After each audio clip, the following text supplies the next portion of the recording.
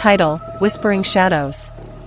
In the quiet town of Oakwood, nestled between towering trees and rolling hills, a sense of unease hung in the air.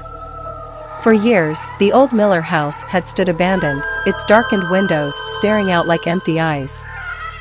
Stories of whispers and strange occurrences had circulated among the townsfolk, but most dismissed them as mere tales. One autumn evening, a group of adventurous teenagers decided to test their courage by spending the night in the Miller house. Sarah, Mark, Alex, and Emily gathered at the house, armed with flashlights, sleeping bags, and nervous excitement. As the sun dipped below the horizon, the house seemed to come alive with an eerie energy. Inside, the air was musty, and the floorboards creaked beneath their feet. They set up camp in the living room, sharing uneasy laughter as they tried to ignore the feeling that they were being watched. Hours passed, and as the clock struck midnight, an unsettling hush descended. Suddenly, a soft whisper echoed through the room. Sarah's heart raced as she exchanged glances with her friends. The whisper came again, faint but distinct, as if carried by a gentle breeze. "Leave, before it's too late," the voice seemed to sigh. Mark brushed it off, blaming it on the wind or their overactive imaginations. But the whispers persisted, growing louder and more urgent.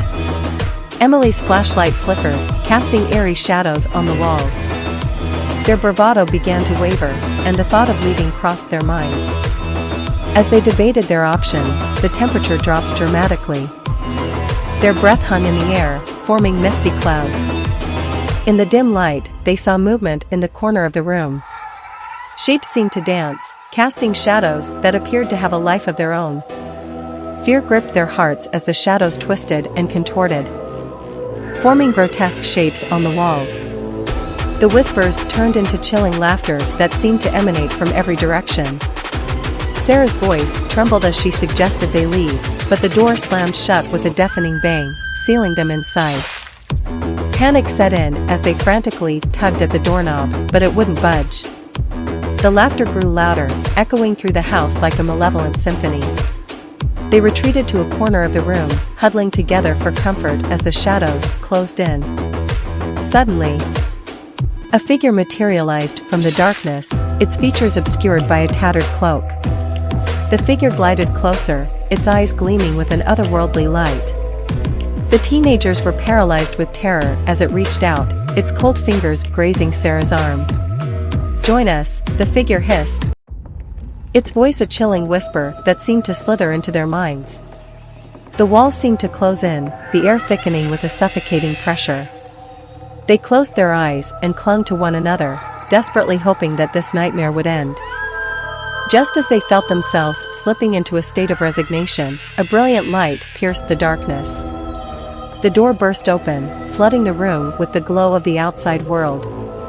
A neighbor who had heard their cries had come to their rescue. The figure retreated into the shadows, leaving behind an atmosphere of dread. With trembling legs, the teenagers stumbled out of the Miller house, gasping for air as they emerged into the night air. The neighbor comforted them, assuring them that they were safe now. In the days that followed, the teenagers couldn't shake off the lingering fear. The Miller house stood silent once again, its windows dark and foreboding. They shared their chilling tale with the townsfolk, and the stories of the house's malevolent spirits took on a new weight. As they looked back on that night, they realized that some mysteries were better left unsolved. The Miller house remained an enigma, a place of shadows and whispers that would forever haunt their memories. And in the quiet town of Oakwood, a sense of unease persisted. A reminder that sometimes the scariest tales were the ones rooted in reality.